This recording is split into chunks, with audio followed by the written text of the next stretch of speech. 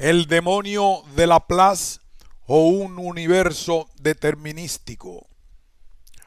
Un ensayo de Frank Copenhague Till.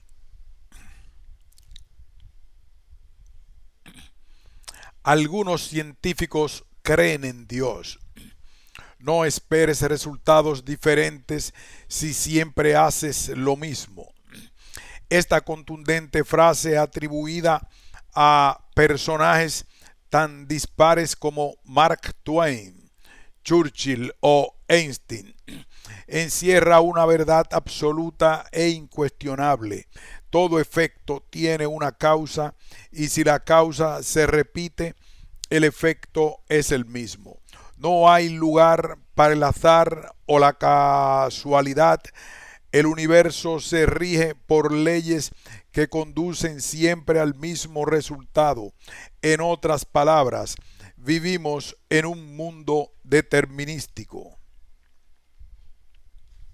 Newton descifró las leyes del movimiento y las tradujo al lenguaje de las matemáticas.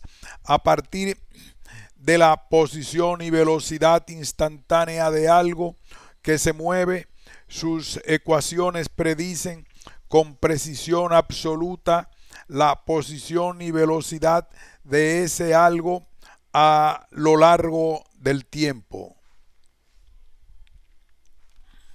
A gran escala, el universo entero no es más que materia y movimiento, de manera que si se le aplicamos el principio anterior, conocido como es en un momento dado, su estado futuro es predecible y perfectamente determinado.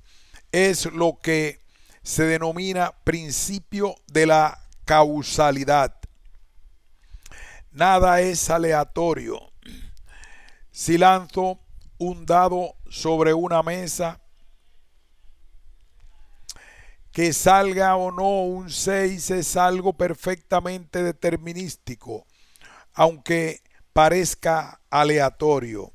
Se obtiene un 6 cuando la fuerza con la que arrojo el dado, la posición de mi mano, el deslizamiento sobre la mesa, etcétera, se alinean para que el resultado sea precisamente ese.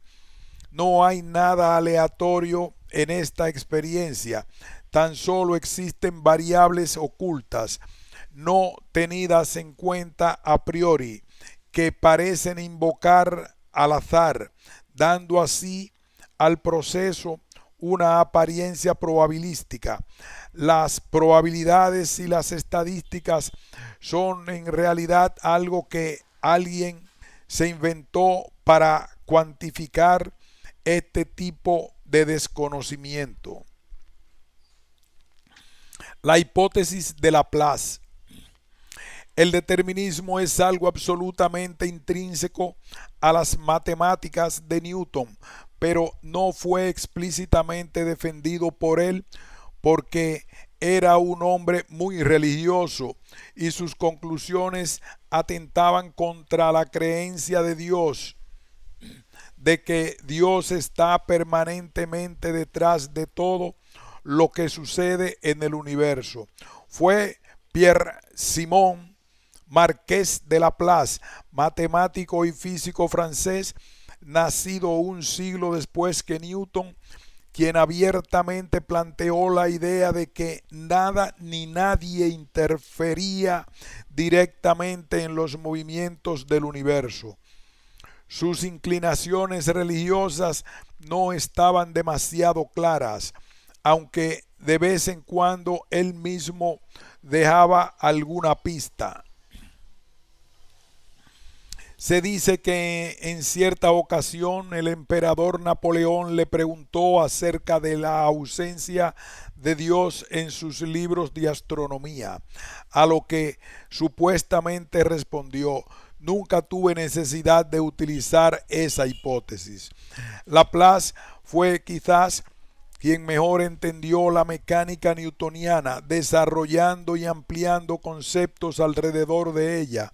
A él, por ejemplo, debemos la idea de que existe un campo gravitatorio que llena todo el espacio. Cuando le preguntaron qué determina lo que sucederá a continuación, su respuesta, que ha dado lugar a múltiples escuelas de pensamiento, fue el estado del universo en este momento, y añadía: debemos considerar el estado presente del universo como el efecto del estado anterior y como la causa del estado que le sigue.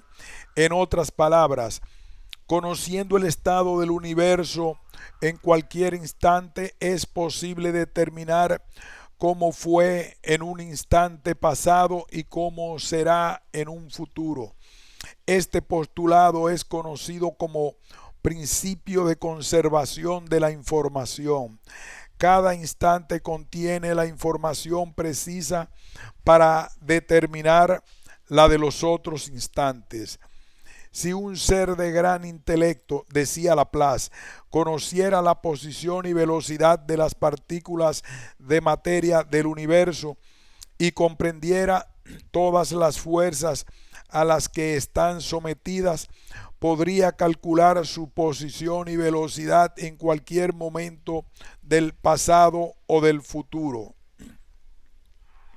Traduciendo al lenguaje del siglo XXI, vendría a decir que de existir un ordenador suficientemente potente en el que introducir como dato el estado del universo, ahora mismo sería capaz de calcular el estado del universo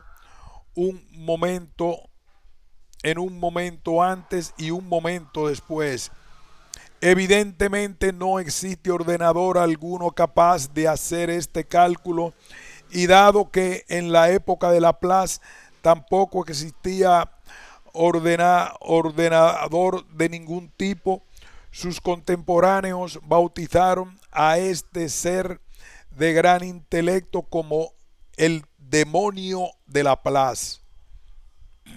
Esta forma de pensar choca frontalmente con la acción humana y el libre albedrío.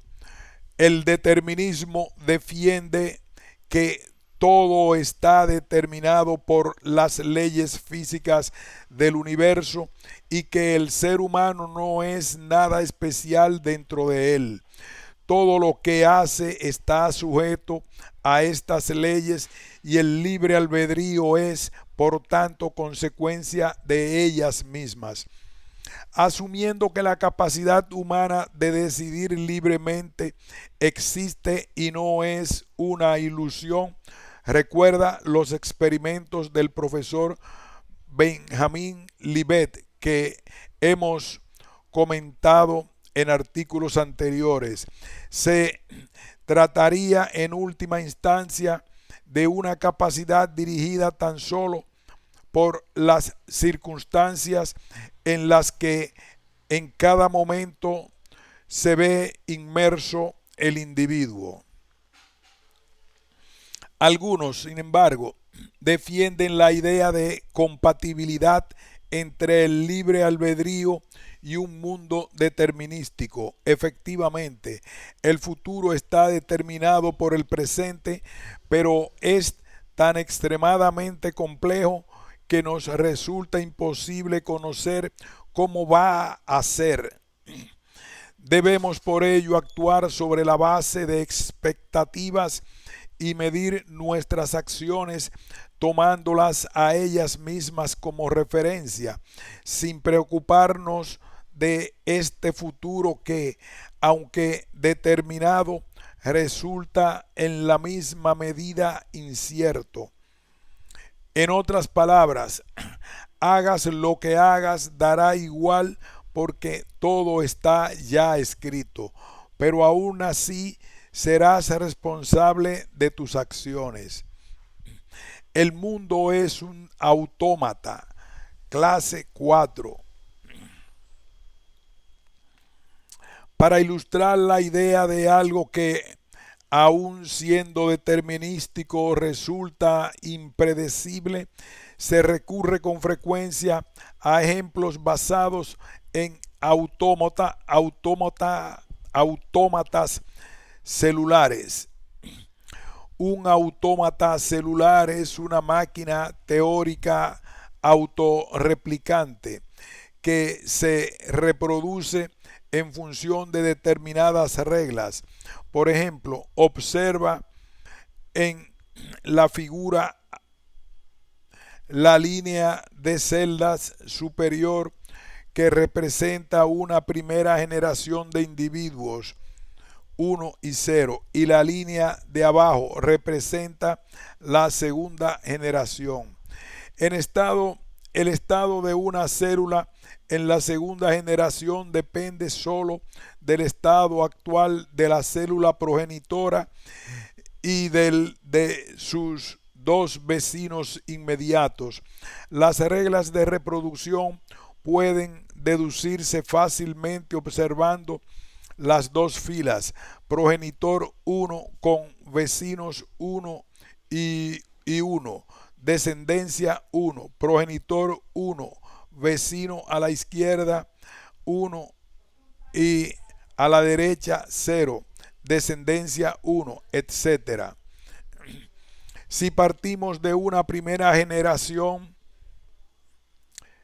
0, 0, 0, 1, 0, 0, 0, 0, las siguientes generaciones pueden determinarse a priori con facilidad, incluso tras billones de iteraciones. El universo de este autómata, denominado regla 222, es absolutamente determinístico y también predecible. La regla 222 se corresponde con un autómata muy sencillo denominado clase 1. Fijémonos ahora en otro autómata un poco más complicado, el de la regla 110, autómata clase 4.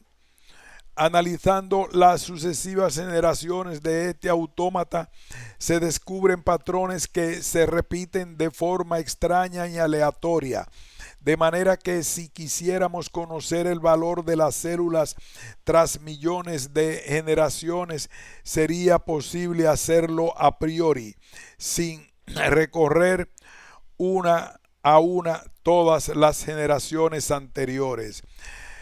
El aspecto de la descendencia en este autómata es el que se muestra en una figura. Algunos científicos pensadores defienden la tesis de que el universo es un gran autómata clase 4 de forma tal que su estado futuro, aunque esté determinado por el momento actual y las leyes de la física, no puede predecirse ni conocerse de antemano sin recorrer todos los posibles estados intermedios. El futuro está escrito, pero nadie, ningún demonio de Laplace y ningún superordenador puede conocerlo de antemano. Posiblemente lo del universo determinístico que no se puede predecir te suene un tanto raro y quizás te parezca aún menos intuitivo. Si esta es la impresión que te ha causado, prepárate para lo que viene a continuación. Somos átomos y vacío. Hasta el momento nos hemos movido dentro del universo macroscópico, el de las cosas a gran escala que podemos ver y tocar. Echemos ahora un vistazo a lo que sucede dentro del universo cuántico, el de las partículas subatómicas. Si eres seguidor fiel de esta sección, sabrás ya que la materia está hecha de partículas que llamamos átomos, los cuales se componen a su vez de otras partículas más pequeñas conocidas como electrones, protones y neutrones. Los últimos se confinan a un núcleo alrededor del cual giran los electrones, manteniéndose en órbitas estables. El cuerpo humano está formado por muchos átomos. Si quisiéramos poner una cifra, deberíamos pensar en algo así como 1 seguido de 28 ceros, 10 a la 28. A pesar de su gran cantidad, estos átomos solo ocupan un 0.0000000000001% de nuestro volumen corporal. El resto es simplemente vacío. Este vacío enorme tiene un aspecto sólido gracias a la intensidad de las fuerzas electromagnéticas que actúan entre nuestros átomos, manteniéndolos muy cerquita y apretados unos contra otros, sin que por ello dejen de estar separados.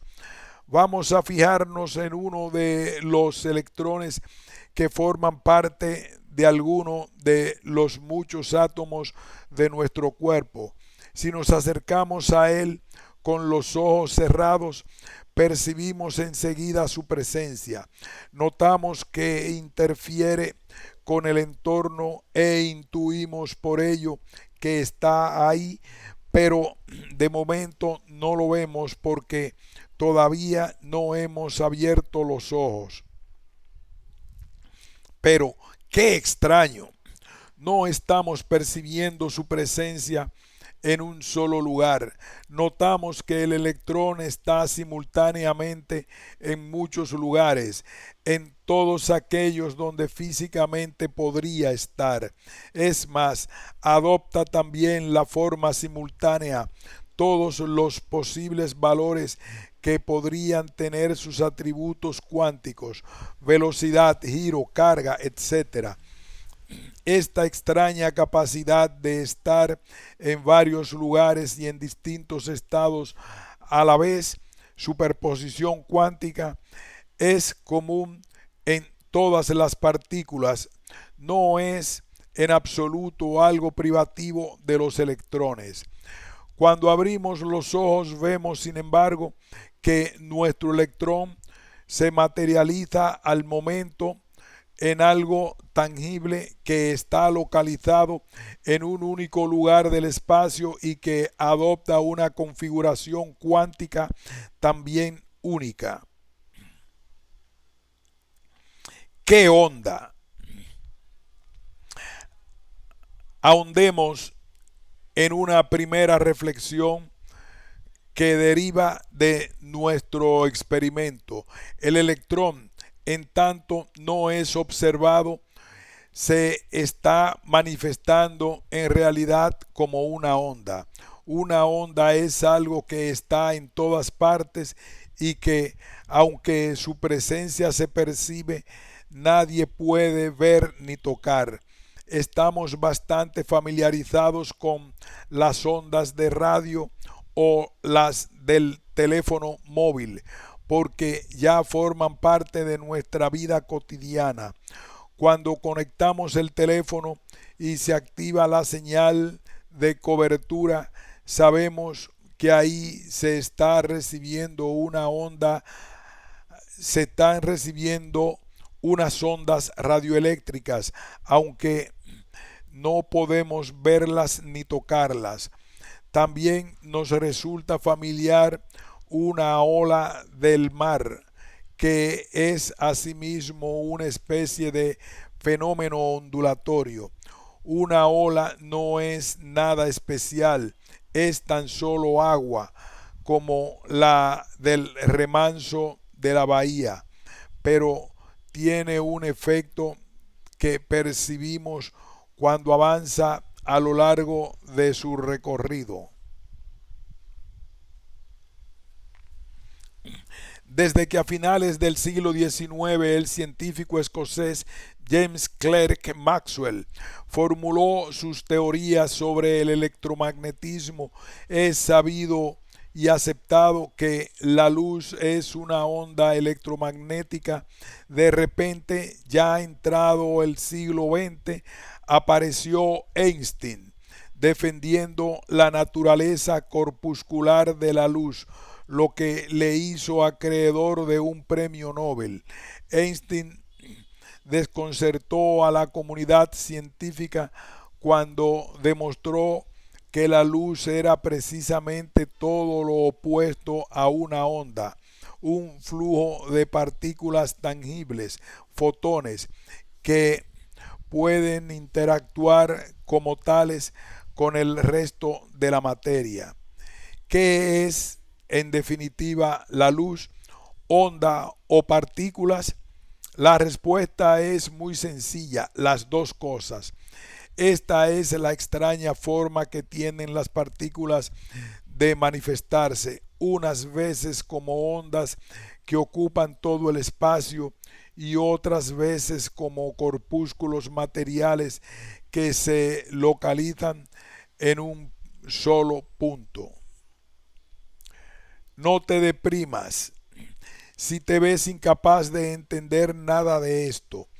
Uno de los grandes físicos del siglo XX, Richard Feynman, decía que si alguien afirmaba entender la mecánica cuántica es que en realidad no se había enterado de nada. Bien, aceptemos que el electrón de nuestro experimento se comporta misteriosamente como algo parecido a esas ondas con las que estamos familiarizados. Pero entonces, ¿por qué y cómo precisamente al observarlo adopta su naturaleza corpuscular, convirtiéndose por arte de magia en algo que ocupa un espacio físico y que tiene unos atributos tangibles, masa, tamaño? La respuesta es bien simple, nadie lo sabe. La interpretación de Copenhague y los sabios de Solvay. El desconocimiento científico de este fenómeno ha dado lugar a no pocas especulaciones. La más famosa por la entidad de sus defensores es la llamada interpretación de Copenhague. En 1927 el físico Niels Bohr pronunció una conferencia en Como, Italia, en la que defendió la teoría de que las partículas eran ondas que colapsaban en objetos corpusculares al ser observadas, siendo la propia observación la que creaba la realidad observada. Es decir, trivializando un poquito, la consecuencia humana sería la responsable de que la onda colapsara para convertirse en una partícula material. Esta interpretación llamada de Copenhague, por ser esta la ciudad de residencia de Bohr, fue apoyada por personalidades de tanto peso como Max Born o Werner Heisenberg, y ni qué decir tiene, creó entonces tantos adeptos como detractores. En contraposición a esta interpretación, otros científicos, entre ellos Einstein, se apuntaron a la idea de que en nuestro experimento intervienen con toda seguridad variables ocultas. En contraposición a esta interpretación, otros científicos, entre ellos Einstein, se apuntaron a la idea de que en nuestro experimento intervienen con toda seguridad variables ocultas, como en el lanzamiento del dado que hemos pasado por alto y que son en realidad las que causan este comportamiento extraño de las partículas. La verdad es que tras casi 100 años de investigación y unos cuantos premios Nobel, nadie ha descubierto todavía ni una sola de esas potenciales variables ocultas. Estas conjeturas, interpretaciones e interrogantes suscitadas por la doble naturaleza ondulatoria y corpuscular de las partículas fueron capaces de congregar en octubre de 1927 a los más eminentes científicos de la época en lo que fue el quinto Congreso Solvay, celebrado en Bruselas. Nunca en la historia de la ciencia se ha vuelto a reunir un grupo semejante de mentes privilegiadas. Albert Einstein, Marie Curie, Niels Bohr, Werner Heisenberg, Erwin Schrödinger, Paul Adrien Morris, Dirac, Hendrik Anton Lorentz, Max Planck, Louis Victor de Broglie, Wolfgang Pauli, Max Bohr, etc. Imagínate que todas estas eminencias estuvieran volando juntos en un globo. De repente el globo comienza a perder altura y no hay más remedio que eliminar lastre para evitar que todos se precipiten contra el suelo. ¿A cuál de estos científicos tirarías por la borda? ¿De quién privarías a la humanidad? Difícil elección, ¿no? Hoy en día son pocos ya los que piensan en aquella interpretación de Copenhague o en la teoría de las variables ocultas cuando explican el colapso de la onda en la observación. Las más modernas teorías apuntan ahora a la existencia de alguna especie de entrelazamiento cuántico entre la materia del mundo macro y la partícula en estado de superposición. El entrelazamiento que ocasionaría el colapso de la onda al entrar en contacto cuando se realiza la observación. Hay también teorías todavía más abstractas como la que defiende que a nivel cuántico el tiempo y el espacio están disociados, de manera que no puede hablarse de partículas en uno u otro lugar ni de simultaneidad en el tiempo. El electrón juguetón.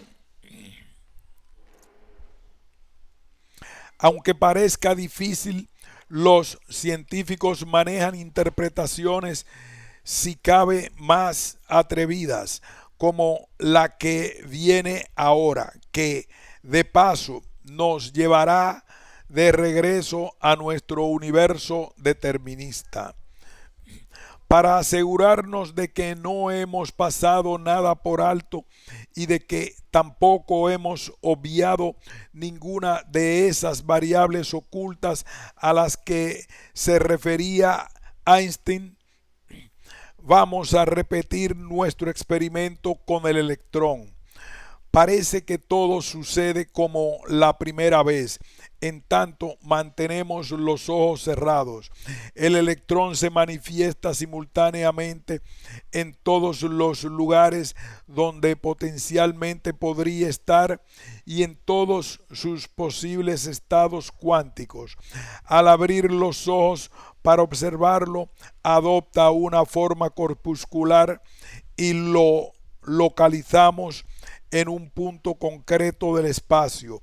Esta vez, sin embargo, nos llevamos una sorpresa más, absolutamente inesperada. El estado del electrón que vemos ahora y el lugar donde ha aparecido no son los mismos que en la primera experiencia. ¿Por qué el resultado es diferente si hemos repetido fielmente el experimento? No habíamos quedado en que haciendo lo mismo se obtiene siempre idéntico resultado. Si lo repitiéramos varias veces, comprobaríamos que los sucesivos resultados en general no coinciden. Tarde o temprano llegaríamos a la conclusión de que la partícula aparece en uno u otro lugar y en uno u otro estado, sobre la base de un juego de probabilidades. Este juego probabilístico ha sido tan minuciosamente estudiado que hoy en día somos capaces incluso de cuantificar la probabilidad de que al realizar una observación encontremos la partícula en un lugar determinado. Esta probabilidad viene dada por la famosa ecuación de la función de onda de Schrödinger. La evidencia empírica de que el mundo de las partículas se rige por probabilidades rompe con la concepción casi axiomática de que el universo es determinístico. Nos encontramos entonces ante un verdadero enigma. ¿Es posible que a gran escala el universo sea determinístico y a nivel cuántico probabilístico? Las partes de algo pueden comportarse probabilísticamente siendo el todo determinístico. ¡Qué lío! No, Einstein se revolvía contra esta concepción probabilística de la materia, defendiendo hasta su muerte la idea del determinismo. Dios no juega a los dados, decía. Algunos científicos más modernos, entre ellos Stephen Hawking o Richard Feynman, y sobre todo muchos divulgadores, Max Tegmark o Sean Carroll, se apuntaron a una teoría que lanzó el matemático Hugh Everett allá por los años 50 y que a la comunidad científica de aquel entonces se le antojó como algo descabellado. Según Everett, las partículas existen simultáneamente en todos los lugares en los que puede estar y adoptan simultáneamente también todos los posibles estados. No hay razón para pensar que la materia a gran escala, que en definitiva está hecha de esas partículas, no esté también en todas partes simultáneamente y adoptando a la vez todas sus posibles configuraciones. Pensemos un momento en lo que subyace tras el razonamiento de Everett. Ayer la materia del universo estaba en un lugar y en un determinado estado. Hoy todo ha cambiado. Los planetas se han movido, las hojas han caído de los árboles, la nevera ha congelado los cubitos de hielo que puse por la noche, aquel coche que estaba cruzando el semáforo está ahora aparcado en la acera de enfrente. En definitiva, las cosas que veíamos ayer han cambiado de lugar, han evolucionado y su estado es ahora diferente. Aunque los cambios puedan ser mínimos en términos relativos. Ayer existía un universo y hoy existe otro bien distinto. Cada instante el universo cambia de estado y de situación. Es decir, en cada instante existe un universo diferente. Lo que Everett quería decir es que esos infinitos universos, el de ayer, el de hoy, el de mañana, el de hace un segundo, el de dentro de 10 años, el que nunca llegó a formarse ante nosotros, existen simultáneamente. En otras palabras, todo lo que puede suceder sucede y sucede además simultáneamente. El tiempo es una mera ilusión porque todo está ocurriendo a la vez. Todo sucede simultáneamente. No hay nada probabilístico en los fenómenos de la naturaleza, ni en el nivel macro ni en el nivel micro. En cada uno de estos universos que existen simultáneamente, los acontecimientos suceden siempre determinísticamente.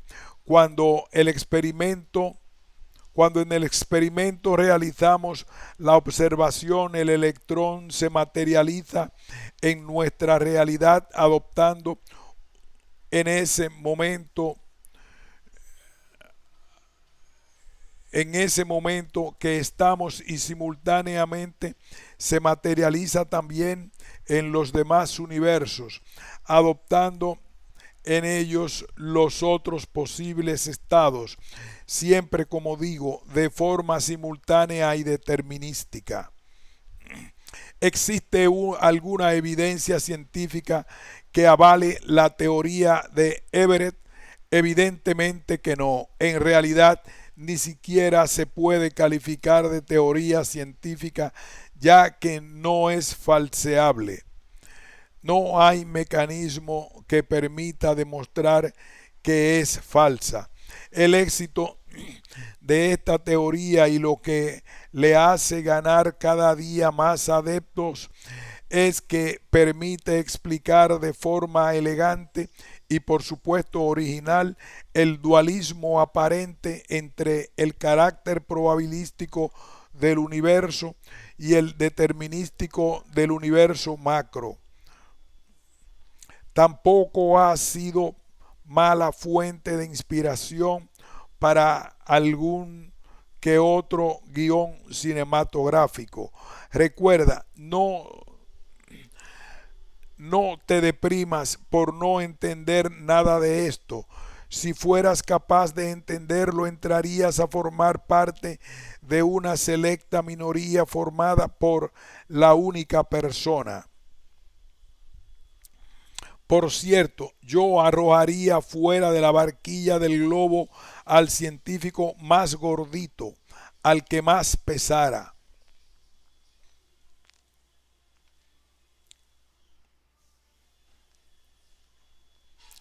Fin de este importantísimo ensayo sobre Franz Copenhague Till. Nació en Buenos Aires, aunque posee nacionalidad española. Desde hace 25 años es autor de aproximadamente 200 artículos científicos distribuidos casi equitativamente entre temas de medicina, biología, ciencia instrumental y geofisiología. Ha creado más de 30 patentes, en su mayoría de detectores para uso en análisis químicos. El principal interés de su obra se centra en las ciencias de la vida y su divulgación en un inicio a través de la investigación médica y más recientemente en relación con la geofisiología, la ciencia de los sistemas de la Tierra. Según su segundo ámbito de interés, el diseño y desarrollo de instrumentos, ha interactuado a menudo con el primero de su beneficio mutuo. Es doctor honoris causa por la Universidad de East Anglia y desde 2017 colabora como divulgador científico para los lectores más jóvenes de Zenda Juvenil. Fin de este ensayo.